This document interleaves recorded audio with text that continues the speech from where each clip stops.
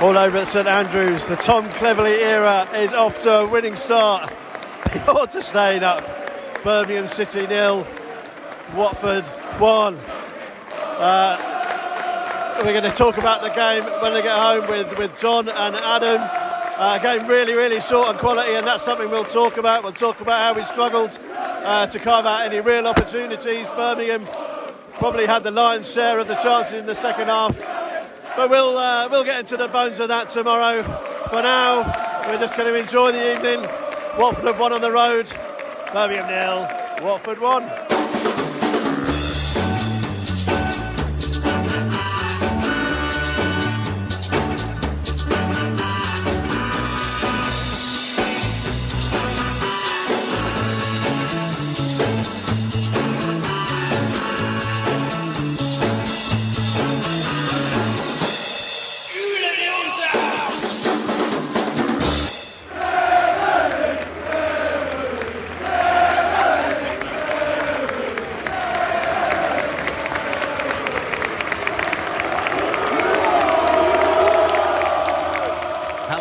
Welcome to From the Rookery End, a podcast about a life following the glorious, the wonderful Watford Football Club. I can say that because, hey, we won, and it's been a while since we've won, and it's always important to grab those little moments as a football fan because, hey, they don't always come around as much as we would like. Watford, of course, played away yesterday at Birmingham City.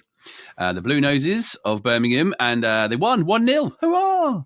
And I'm joined to talk about that game. Two men who were in St Andrews. One is Mr. Adam Drury. Hello, Adam. Good afternoon, John. And Mr. Mike Parkin. I've worked out the secret to Watford winning. Before the game, I was in the pub with Mike Smart, Cam's dad. Cam's on Voices of the Vic, so hello, Cam. So Mike Smart and Mike Duffy, who's also on Voices of the Vic. So three Mikes combined, and the unstoppable power of three mics being combined in the away end. I mean, there's obviously more than three mics in the away end, I'm sure, but is that the secret to winning? I'm not sure now I've said it out loud. Well, we don't know. By the way, if your name is Mike and you aren't one of the ones that we mentioned so far, do get in touch at Watford Podcast on Twitter or on the podcast at fromtherookeryend.com. My name's Mike and I was at the game. See if we can get a tally chart on how many Mikes in the Watford end. But it was, it was Tom Cleverley, good old little Tom, Thomas, I think we have to call him now because, he's got a bit of a proper position.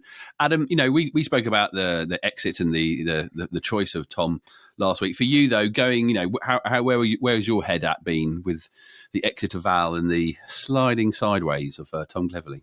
I kind of was a little bit, not surprised, but deflated and kind of disappointed, I think, to be honest, by the exit of Val. I think I'm in maybe a minority in that sense, but I felt like it's just another kind of aimless move where the club doesn't actually know the direction it wants to head in, and it's just making another change to try and create a short-term gain. And that's what it feels like it's been now for 4 or 5 years, a number of changes where we're chasing a short-term hit rather than knowing which direction we're going in. So, the win yesterday probably doesn't change my perspective on that overall, but it was clear in... Actually, I thought the atmosphere in the away end was really good. One of the best I've been in this season, and quite encouraging and supportive. Personally, where I was standing, there was less negativity. And it did feel like there was almost a communal effort in the club throughout this week and yesterday towards winning this game. Like picking up 3 points yesterday was absolutely crucial, with the bottom three kind of looking over our shoulders, and with the run-in that we know we've got to come.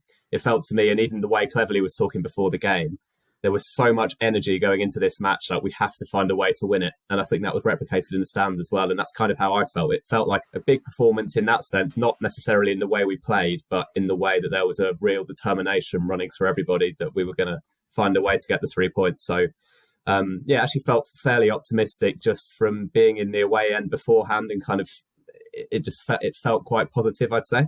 I thought the atmosphere was excellent, Adam, in the away end yesterday. I've been to quite a few of the away games recently, and it was certainly ratcheted up a number of levels from previous games. Were you in the ground early enough? I got there quite late, but I'm not going to blame the two mics I mentioned earlier for keeping me in the pub longer than they should have done. But I think I heard someone mention that as the players went in to warm up, Tom Cleverley came over to the away end. Is that right with the players to get everyone going? No, I was still in the concourse enjoying the Luton chants. I think Luton throwing away a 3-0 lead in midweek did contribute towards the atmosphere pretty much yesterday as well, if that one I mentioned. But, so I didn't see that, but I mean, it wouldn't surprise me. I'm sure that's the kind of thing that he'll have planned on doing beforehand. Yeah, I mean, I think you're right, Adam. I think your points about Valérien Ismaël leaving are completely valid, and I think there is a wider conversation to be had. But as John said at the top of the pod, we've got to enjoy these moments when they come across, and ultimately, I think we often talk about the wider picture and what's happening at Watford in the future, but they do have a job to do, which is win as many football matches as possible. And I think they had, with bearing in mind the performances that had gone previously, I think they had to really make a move at this stage. I know I get your point in terms of what does it mean for Watford in 12, 18, 24, 36 months' time? Probably not much. But the performances were so bad and everyone was so flat and down and deflated that it just felt inevitable. And I think it's probably borne out. Yeah, and this is one game. Is it a sparrow doesn't make a spring? Well, anyway, it was raining and miserable yesterday, so nothing made spring yesterday. But just the whole vibe was up. And you're right, Adam, to talk about the week leading up to it. There was a huge amount of goodwill towards Tom Cleverley for obvious reasons. And I think just the vibe in that away end yesterday was big. It sort of felt like a bigger game for us than it did Birmingham, bizarrely, who, whilst I've said that we are in relegation trouble, I don't think we are now. Birmingham very much are, and I was sort of talking to people expecting a really, really sort of quite febrile atmosphere at St Andrews. We've all been there in the past and experienced that. Reasonable crowd there, I think over 21,000. They're fighting for their lives, and I felt like we were going to be really up against it from an atmosphere point of view. But there wasn't a bit of that, really, was it? It felt like more of a sort of cup final type game not cup final, but a cup tie game for Watford. Just everyone was up. No one sat down for the entire 90 odd minutes. And yeah, it was the culmination of a week of sort of quite feel good factor around Watford, I felt, and luckily they just about managed to get it done on the pitch. But it was enough in many ways, because that does now put us on 48 points. And I did, to calm my nerves and to look at these things and are we safe? And of course, technically we're not, but in the last 10 years, 48 points would have easily kept you up, apart from 2 years. One was where Charlton went down with 48 points in 2019-20, and Blackburn in 2016-17, they went down with 51 points. But on the whole, it puts us in, 8 out of 10 years, and looking like the way things are down there, that does calm things down. And I think I'm looking forward to that, because I think the worst of what's been happening around the Watford fandom in these last couple of weeks is the fact that, yes, the leaving and the getting rid of yet another manager and how that makes you feel, but having the grey cloud hanging over of possible relegation battle does sort of calm things down, I think. And I think hopefully we were great for the, like I say, it was great to have that cup final feel, especially with the pyros and the flames and the fireworks I saw on social media. We should have told them, John, shouldn't we, that if you've got a big must-win home game, do not pull the stops out when it comes to sort of fireworks and fire displays. I think the last time that Watford did that at home was that home to Norwich, was it? I think a midweek game where we really needed to win to give ourselves a chance to stay up. Lost 3-0. Absolutely dismal. An email from Musa Sissoko in the week telling us to turn up and bring the noise. Yeah, that's it. That was right, yeah. So someone should have forwarded that detail on to Tom Brady and his pals, because, they...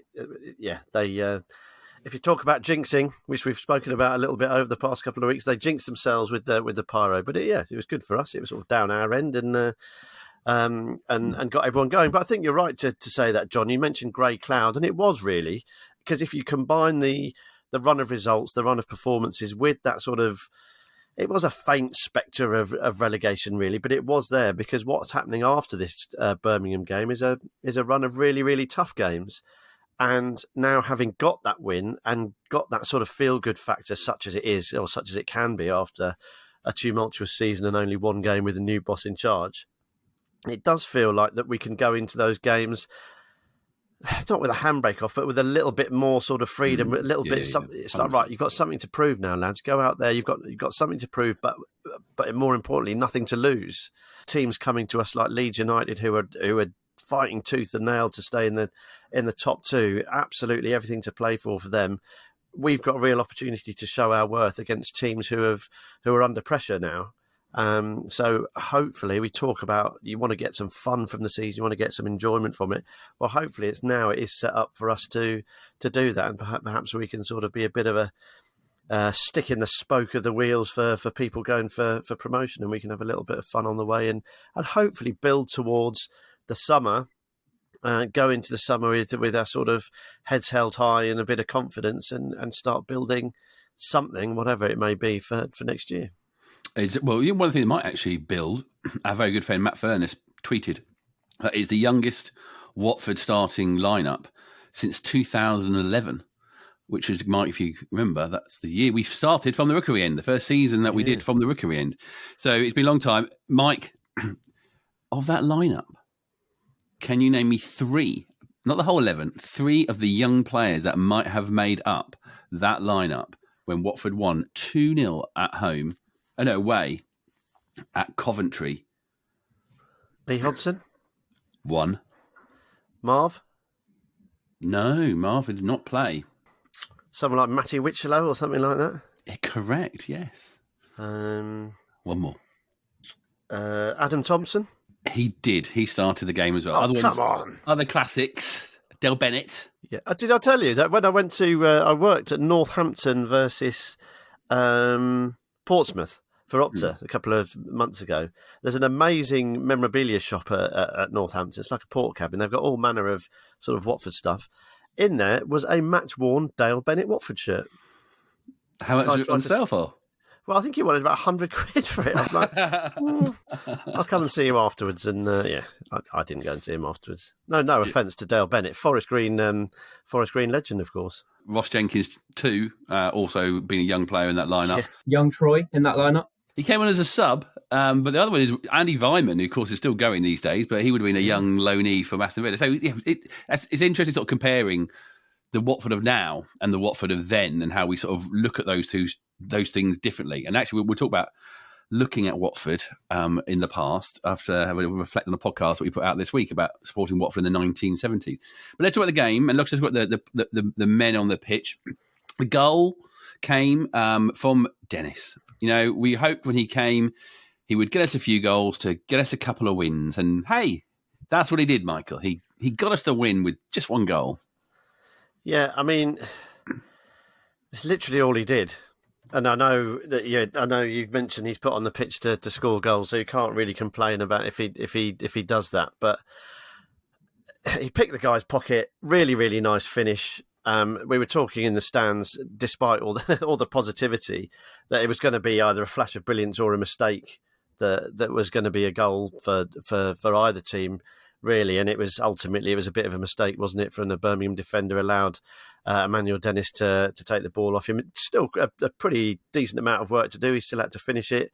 John Ruddy it was quite a difficult situation, but he whipped it over and past John Ruddy and into the net. So, yeah, fair play to Emmanuel Dennis for taking his chance. Both goals he scored, though, in fairness, have been absolute gifts, haven't they, since he came back from Watford. And I think the thing I was disappointed about him yesterday, and it does lead to questions about his fitness, both mental fitness and sort of on-pitch sharpness. He's just on his heels for everything, sort of slow to react, not really chasing back that much, which we know we're going to get from him anyway. That's not really his style. But he wasn't very quick to react to stuff, and he just felt slow and a little bit sloppy. And when he's supposed to be your outlet, effectively your number 9, I thought it was a pretty disappointing performance from Emmanuel Dennis. Apart from the goal, and very, very important goal. So all credit to him. And I just think my mind was drifting a little bit there when you're talking, John, about going back to younger players. I think that's part of me is quite excited to sort of clear the decks again from people like Emmanuel Dennis and just try to look to build something with youngsters, perhaps something to prove coming through the ranks. Well, I'm sure we'll speak about James Morris and Ryan Andrews, 2 youngsters who started yesterday. But we just need freshening up. And I just thought Emmanuel Dennis, I don't know what you think, Adam, or whether I'm being unduly harsh, but I thought it was a ponderous sloppy performance from Dennis apart from the goal. Cleverley did say afterwards he was kind of playing with an injury, I think. There's definitely a fitness issue where he doesn't look sharp, as you say. And actually, even when the ball comes into his feet, the first touch is you're kind of holding your breath to see whether he's going to knock it 5 yards in front of him or actually bring it down. I would say that I think the goal, he's probably the only forward we've got who would score that goal in terms of the ability to quickly sprint, win the ball back and finish.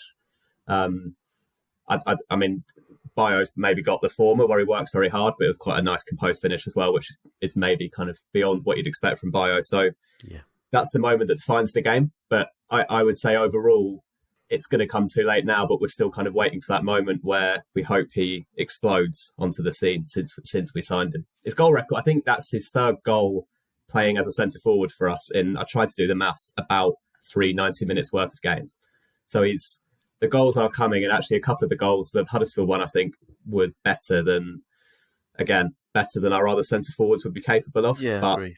He's been more frustrating than kind of an exciting watch since we re-signed him. And I think the point of signing him is kind of beyond us now, which was probably to try and push on towards the top six. Although, that said, he got the goal yesterday that's put our relegation fears hopefully to bed. So you could argue that that he's delivered in that area. And you are right. And I think it's interesting if he was playing with an injury, that would make sense. Doesn't really speak too much. Doesn't really point to Tom Cleverley's sort of trust in Rajvic or Bio if he's preferring a sort of injured Dennis to those two. I mean, Rajvic just isn't not getting on the pitch now, is he? And Dennis passed down the middle and Bio's the kind of natural sub. And I think you do make an important point. The other guys wouldn't have scored that goal. It was, effectively it was a 1-on-1, but he had to rob the guy, compose himself, and then the finish was one of those. It does take technique, that finish, and I think you're right. The other guys probably would have struggled with it. So he got the goal. It's an important goal.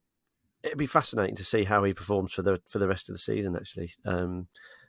With that, hopefully, perhaps with that sort of slight relaxation of where we are in terms of the table, perhaps he can flourish a little bit, not feel the pressure as much, and not feel as part of a team that is just really struggling to perform and struggling to get much needed points. Perhaps when it's a bit more relaxed, we might see him flourish a little bit. Who knows? Adam, overall though, that performance for Watford. Well, before we sort of maybe focus on the other players and stuff, it was a slow start from Watford and from Birmingham. One team worrying about getting that last win that they might be get because of the tough run in and all that stuff. Birmingham fighting for their lives, even with the fireworks. But we sort of grew into it. Do you think? Was it growing into? Do you see it as growing with confidence or growing with knowing the game just a little bit better and just trying to execute what you've been told and just, maybe confidence in sticking with the plan? I think definitely we settled down as the first half went on. Probably what I was talking about earlier, that energy of it being a big game and we kind of have to deliver, maybe led to quite a fraught start where we couldn't really keep the ball, couldn't get going. And then as we settled down in terms of our nerves, probably played some of the best football that we've played for a little while. To be fair, I thought the first half against Coventry last week was the best we've played in months. There's a certain irony to that being Val's last game. There are certain kind of little things that maybe have been changed in recent weeks in terms of the setup. So I quite like Asprilla and Shaq Patadze playing wide and close to Dennis. And Tom Delibashira in that holding role. I know we're kind of going to come on to individuals later, but I thought he played really well and I like him there. And those guys kind of got into the game and we actually played with a bit of zip and made Birmingham look quite average for a little while. And I think that might have been the period of the game where we realised, okay, clearly a win is within our grasp here. And the goal didn't come from one of those moments, but, you score goals like that because you're playing down that end of the pitch and you make things happen. So, yeah, definitely grew into the game as the first half went on. And I think there was probably, even though the second half was a tough watch at times, that was maybe the period where we kind of believed we're capable of holding them at bay. I agree. Birmingham looked beleaguered after a sort of relatively... They started better than us, I think. More on the front foot. Watford just looked a little bit all at sea. It looked like they'd sort of just woken up a little bit. But I think that word you used, Adam, is really apt, that word zip, because they did they did grow into it, and they did find a bit of tempo, didn't they? And they moved the ball around nicely, moved Birmingham around, got into nice space. Those players that you mentioned there, Adam, did sort of they pinged the ball around and were just asking questions of Birmingham. Didn't quite get there, didn't quite unlock the chances that we'd have been looking for against a team so low on confidence like Birmingham were. But it did look like it was sort of one step on from what Val was trying to get them to do. Get out there, play, and you're good enough to work out how to unlock these defences. Obviously, they weren't able to do it, and I think previously, and I think Val didn't help himself in that regard. But there did seem to be a renewed sense of a slightly more renewed sense of confidence in that final third. Certainly for a 20-25 minute spell. And I'm always impressed when that comes off the back of a shaky start, because you have to earn that right, don't you? You have to find that footing, and I thought they did that. Based, and I'd like to probably you ought to spend more time talking about these guys, but we will do in shortly. Based on a pretty solid defensive performance from the Hornets, they sort of repelled the Birmingham threat, such as it was early on and throughout, and that allowed the guys up in that final third. So it just looked like they were doing stuff with purpose. It looked like there was a bit more enjoyment in it, and it looked like they were coming up with ways, or at least trying to come up with ways to score, which has been completely lacking previously. You'd get to that final third and they'd look around, oh, not really sure there. Back we go midfield, back we go to the keeper. And you're right, Adam, the goal didn't necessarily come as a direct result of that particular pattern, of Watford offensive play. But what it did come was at the end of Watford looking quite nice and looking quite good, and Birmingham thinking, this is the sort of Watford that probably a lot of people expected to see this season. We could have done without this afternoon, and the pressure eventually told, and we got the goal. So, yeah, the sort of second half of the first half, if you like, was really, really encouraging. It was sort of Valérien Ismaël's Watford, but slightly broken free of the restraints and the shackles that we've seen before. So it was, like you say, Adam, the second half went on to be pretty poor, but some green shoots certainly there in the second half of the first half. Well, that defence, let's talk about it, is very young. I think so young, I should call them all by their first names. There was Ryan, A. There was James, M. Ryan, P. And Matty, because he's young, we can still call him Matty. Matty P as well. They could easily be sixth formers, from my point of view and my age. But, they lacked Hoot. And the fact that almost at his outlet that he's been, this cross-field ball out wide from left to right, that wasn't available to us. Adam, do you see anything more in them? Maybe just being, again, all in a similar place. None of them are first choices. None of them have been, one has probably played more games than the other. Matty Pollock's recently, Andrew's out and in, and James Morrison nowhere near it really for any length of time. Do you think actually that helped, the fact that they were four boys who were trying to prove themselves? We definitely saw an absolute determination in their performance, which you can't say. I'm not going to say that we wouldn't have seen it from more senior players, but considering, as we've spoken about already, the absolute energy towards winning the game, maybe these guys coming in with a point to prove and such a determination to contribute to the performance maybe did help, because there wasn't a lot of calm in our defensive play, I would say. There was particularly in the centre-backs, I thought they were both great, but there was a lot of bodies on the line, blocks, going and winning headers, kind of old school nuts and bolts centre-back play. Obviously, Hoop brings that calmness and the left foot and the switches of play, as you say. But it almost maybe suited that feverish need to win, because these young guys were just absolutely chucking everything at it whenever they needed to. Pollock's the kind of epitome of that, isn't he? Because I can't think we've got a more determined looking player. He looks absolutely sort of pleased as punch every time we win a game. Even as a sub, he looks like a good teammate. Yeah. And so I'm always pleased for him when he has a good game, because he talked very openly about how desperate he is to do well for us. And he really does put his body on the line. And he had to play in that left-hand position yesterday, obviously on his wrong foot. More tactically astute people will be able to talk about this, but The way we try and play out will have had to completely change because he wants to come on his right foot rather than his left. Did a really good job, and I think there is something in that theory of, as you said, the younger guys being so desperate to contribute and keen to be involved in a big win, that there was no holding back in terms of their bravery and the way they put their bodies on the line. And that to me is probably how I'll remember this win going forward, the way that they defended really bravely, despite missing their calm leader there at the back. So Mike, with the fact that Jamal Lewis missed out, who would have you would have thought would be the man who holds the shirt at the moment. Ryan Andrews back in again, but those two out wide particularly had more to prove than anybody else. I think in terms of their attacking prowess and what they add to that, but also their defensive. Do you feel a bit more? I don't want to say comfortable. That's the wrong word, but confident in those two.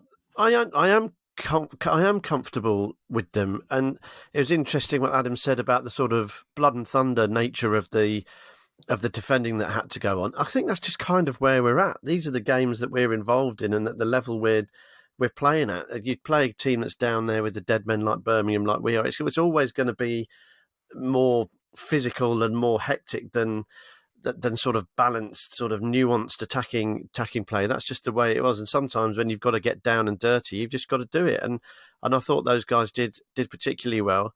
And I thought Ryan Andrews and James Morris, they're very Watford defenders. We're kind of used to that sort of player, wholehearted, committed, as Adam said about Matty Pollock, demonstrably good blokes.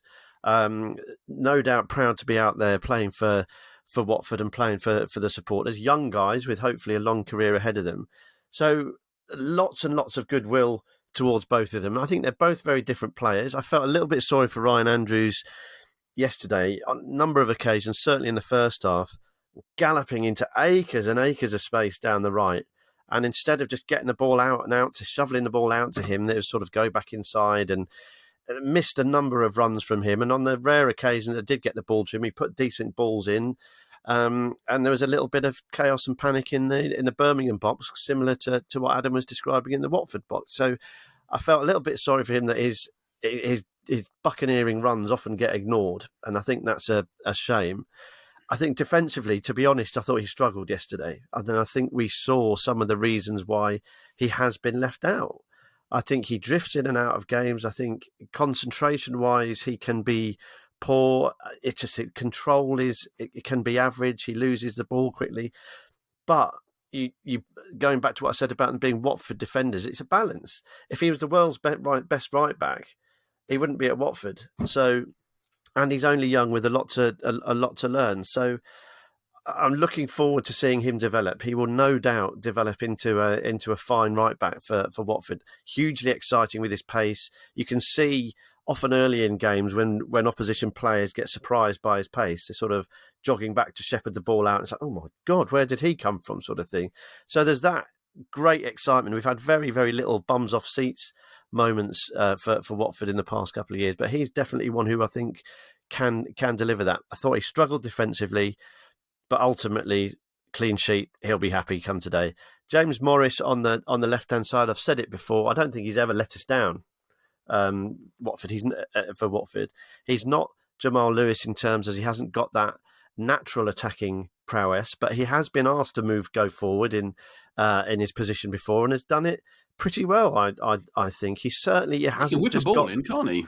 Yeah, absolutely. He hasn't. You're not going to say he's got the attacking verve of Andrews on the right hand side or Jamal Lewis in full flow, but he is a solid, committed left back. And there's times when he struggled yesterday again. Certainly in the second half, I thought there were a couple of moments where he got himself into sticky situations. But as a unit, they recovered from it. I loved that back four.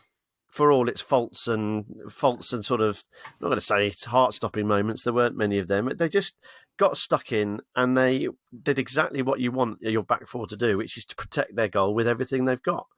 And they did it. We're at a level now where we just want performances of some description, and those guys between them turned one in. I think the centre-backs were the men of the match by some distance. Ryan had a difficult one. James Morris had a reasonable game, as he so often does for Watford. And for me, I'd prefer to see him start at left back now over Jamal Lewis. Jamal Lewis isn't going to be a Watford player next year. James Morris certainly is. Let's keep him in and let's let him develop in that position alongside. If Wesley Hurt comes back in, it won't be back for Leeds. I think it's two game suspension. Let him learn from him and develop, and he can. For me, he's our starting left back next year, bearing in mind the wider context of where we're likely to be in terms of incomings and the money we're going to have for transfers. So, yeah, massive hat tip to the back four as a whole. Some issues there, as there have been all season, but yeah, the centre backs the men of the match for sure. Because it's interesting to look at we talk about the young lineup, and we have to look at Tom. And we have to look back why he might have been brought in for at least this little run of 9 games, suppose he'll have in charge. But also, I find it fascinating the men that have been put around him, part of his team. Jimmy Gilligan and Tom and Armand, who worked with Tom, and also Damon, who's been leading the coach and the one promotion last year for the women's team. It does really interest me in what you think about the choices of those men. Particularly Jimmy, because I suppose he didn't get on the pitch, but he's around it. And you've talked about a lack of, signings coming up. Albert Eames, who was on the bench, didn't come on. Could this be, as you said, your desire for James Morris to play a little bit more, being a younger player, but even some of those younger lads, and you never know, we may end up having an even younger average age in a game at some point next season. Do you think there's going to be? Do you think there is? Do you hope there's going to be that sort of pull on the young under 18s, under 23s to start building? I don't know. I won't call it a spine, but you know what I mean. Build a more solid squad that isn't going to mean. Again, you want performers like James Morris who've never done you wrong. Then you're not going to get excited about them, but they've never done you wrong, and those young players, as we've seen over the last couple of seasons, the reaction to Ryan not being in the team recently, it's a thing that we love, isn't it? Yeah, look, I mean, cynics could have a point in saying that this whole managerial change and those that have come in, including the backroom staff, has been done because it costs us absolutely zero. I mean, obviously, there's presumably an uptick in their salary because they're taking it. But in terms of bringing in new members of staff, there aren't any new members of staff because they're all pre-existing. So there has to be. That's a part of the thinking. Just the sheer logistics of it. There's only 8, 9, 10 games to go. Which head coaches going to come in with a new coaching staff? Are we going to want to pay for that to happen? Very, very unlikely. So yeah, we have to address that elephant in the room. Tom, I think, has gone for those guys because they're people he knows and trusts and has worked with. I think he's recognised himself that he hasn't been a coach for very long at all, so needs experience around him. Probably most importantly, or even bigger than experience, is people you trust. And so they're people he's been going to work with every day for a significant amount of time. Jimmy Gilligan, I think potentially that is a bit of experience. He's probably got all his coaching badges, I think, all the way up. So I suspect that's part of the thinking there, just to help him from perhaps some of the technical side of stuff that Tom might not be aware of or quite used to yet. So it just feels like what I'm happy with about that is that it feels like a team that knows each other, trusts each other, and knows the club and understands where the club is and what they need to get there. You can just tell by the way Tom's been talking this week that he's on the right hymn sheet. He's on the same hymn sheet as us as supporters, and no doubt those guys will be too. It'll be one would assume an honour to wear the Watford tracksuit or Watford suit on a match day, and they will be feeling rightly very, very proud to be sort of promoted to those levels. To answer your question about the sort of profile of the side moving forward, there's two sides of it. Again, the elephant in the room is probably necessity. I suspect we will be reliant on players like James and Ryan Andrews and some of the other youngsters coming through, because we won't be able to afford replacements. But also, I'm absolutely fine with that, because it is something. We talk about identity, we talk about what it is that we want to get from our football experience, we talk about what is Watford.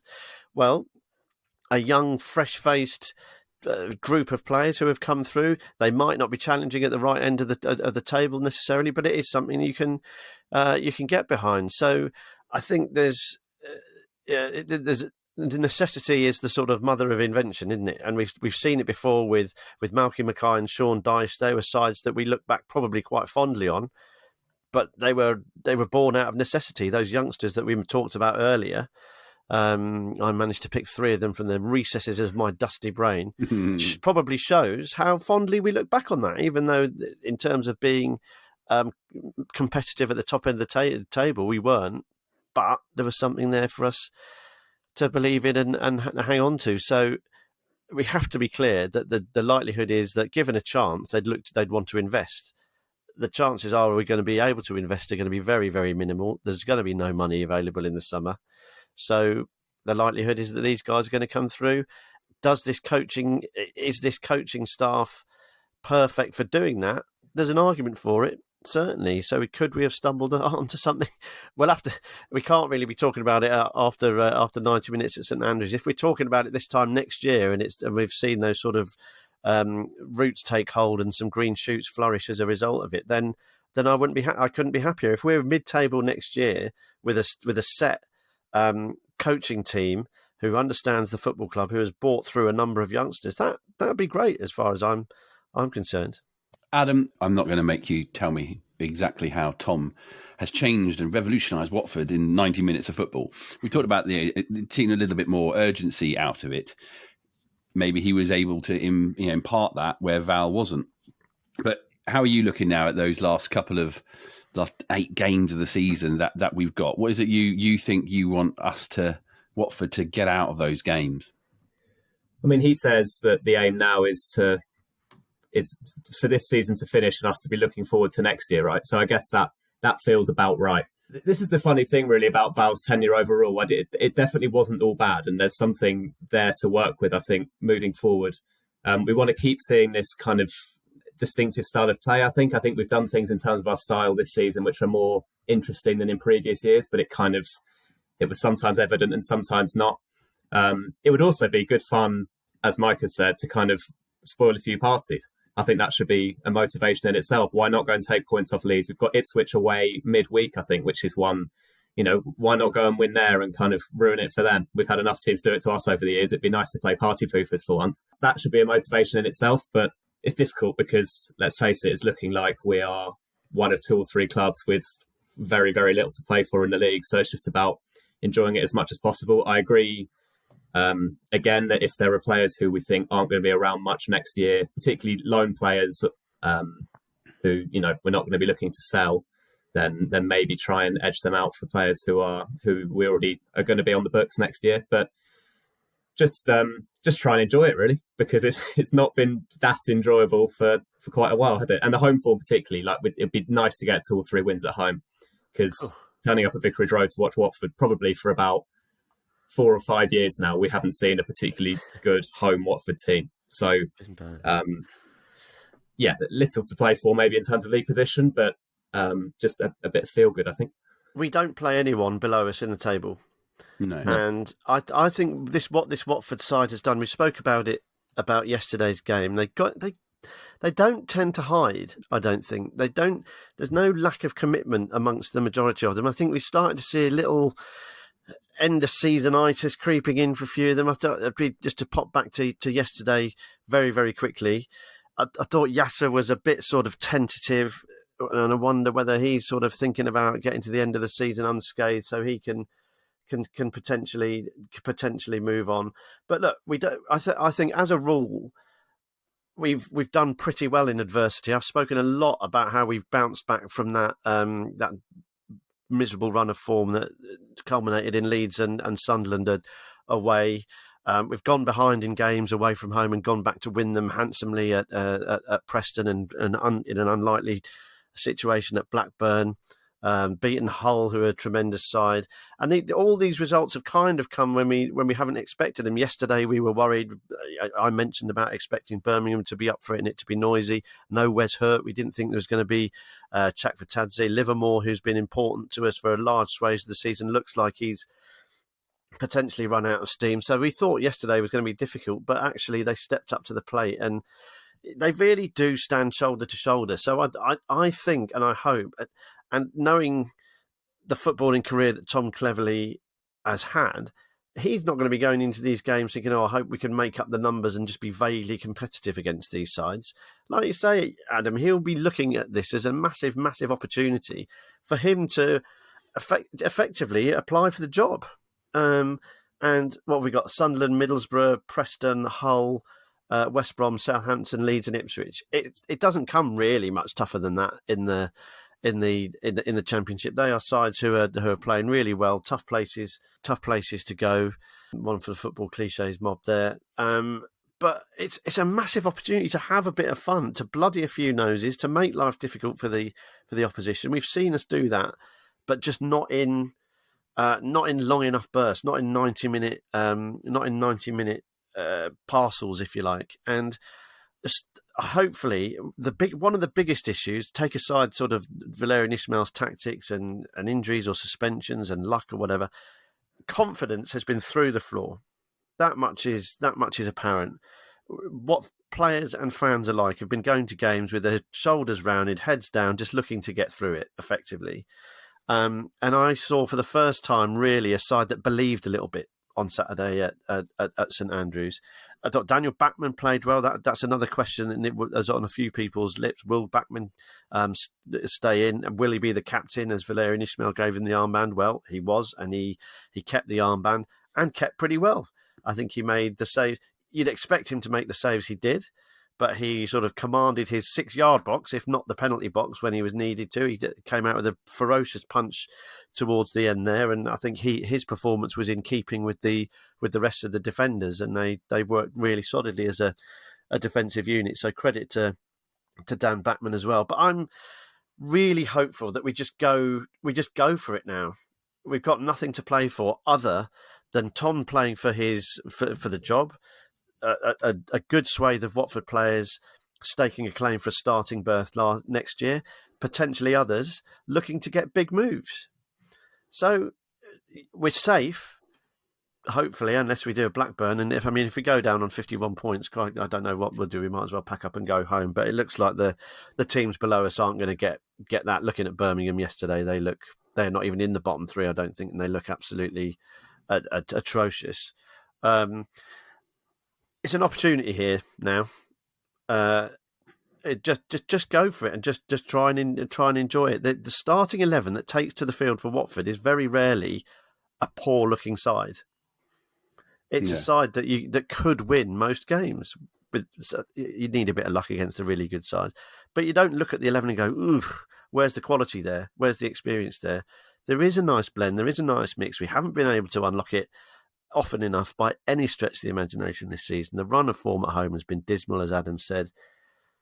But now's the time. Draw a line under the chaos, the uncertainty, and the miserableness of the season so far. And on we go. 8 games. Let's go out swinging.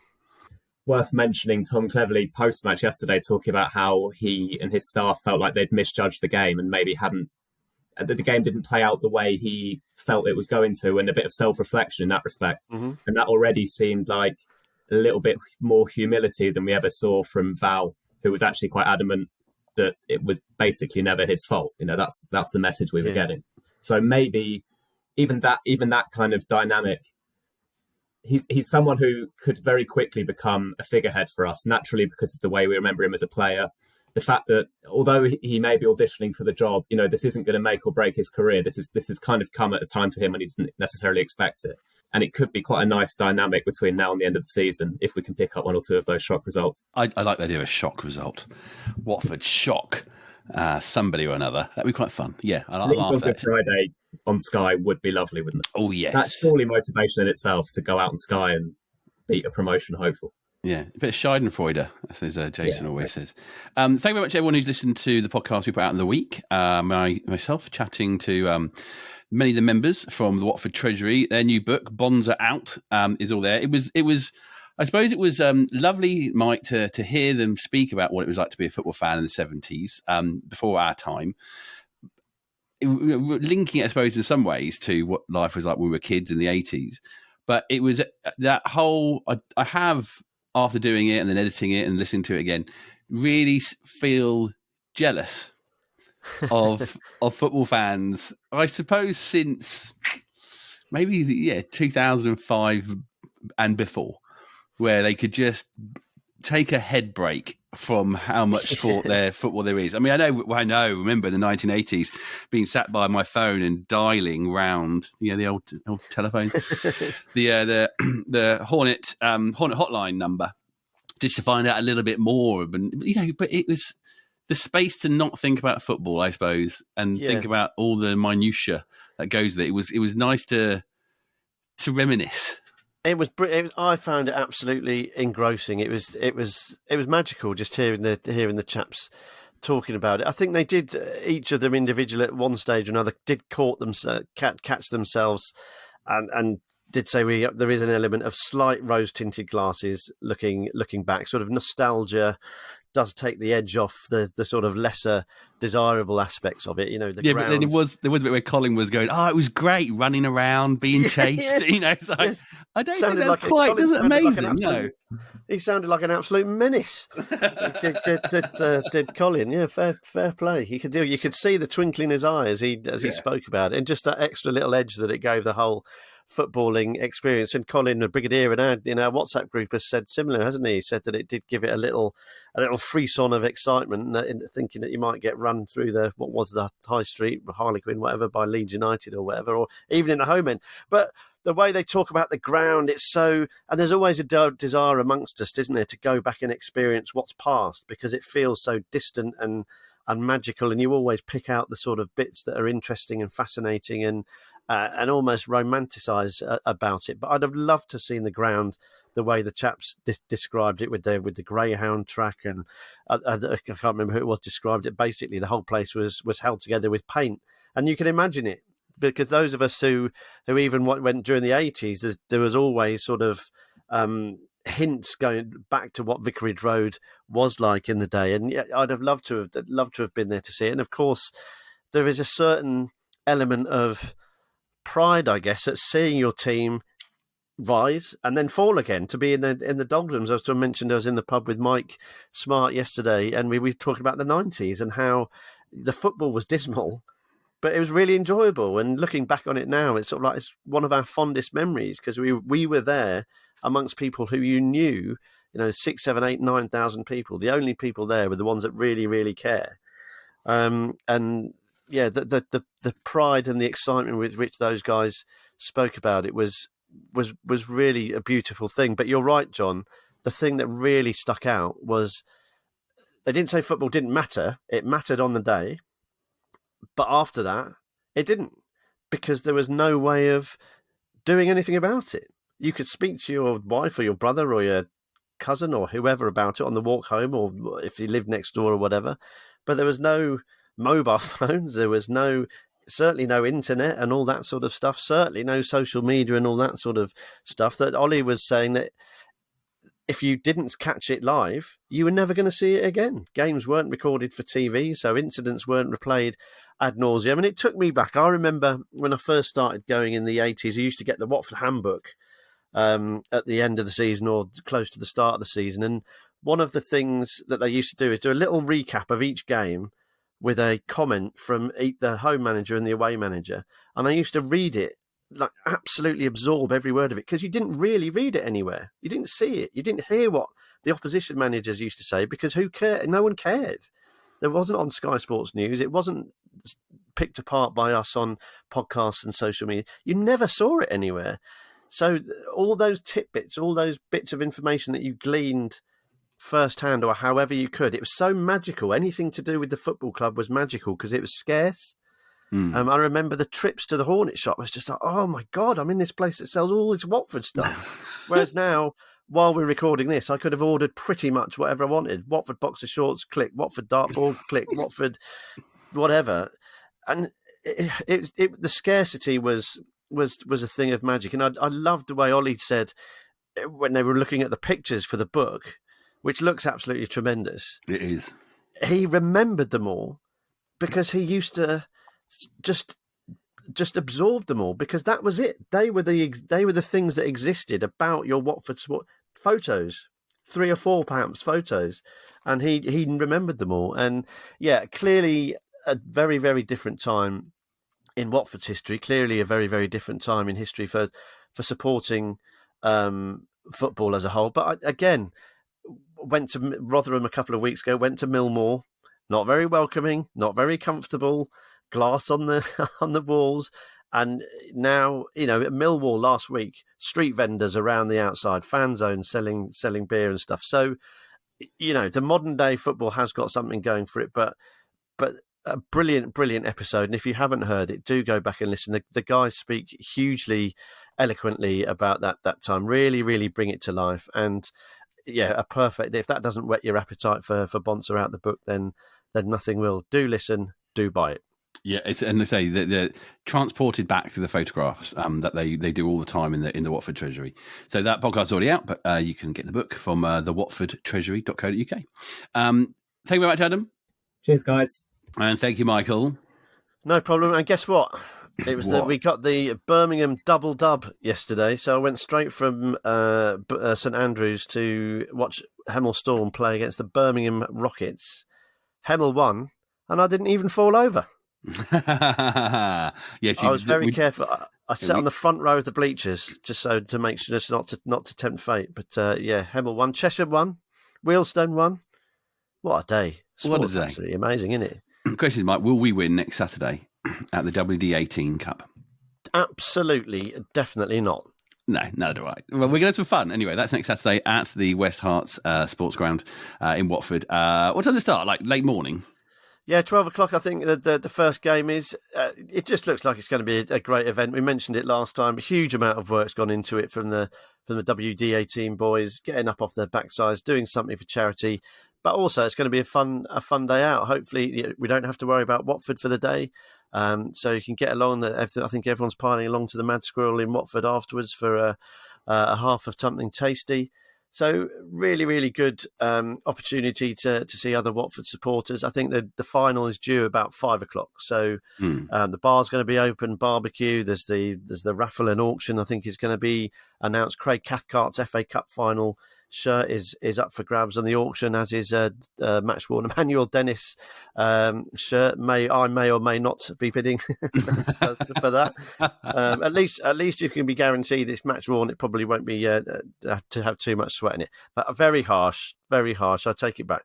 But it will be a great day. And if nothing else, you get to see some of the From the Rookery End crew plodding around in shirts that we've gone for XL, but probably should be XXL. So yeah, you get to have a good laugh at us trying to play football as well. But yeah, massive credit to WD18 guys. It's a massive undertaking, but looks like it should be a whole lot of fun. Yep, and probably going to be a very busy week ahead for them to get it all ready at the last minute. It always is. So good luck, lads, and we'll see you on Saturday. Thank you very much, Michael. Thank you, Adam. And we got a week or two off worrying about Watford Football Club. Come on, you Orns!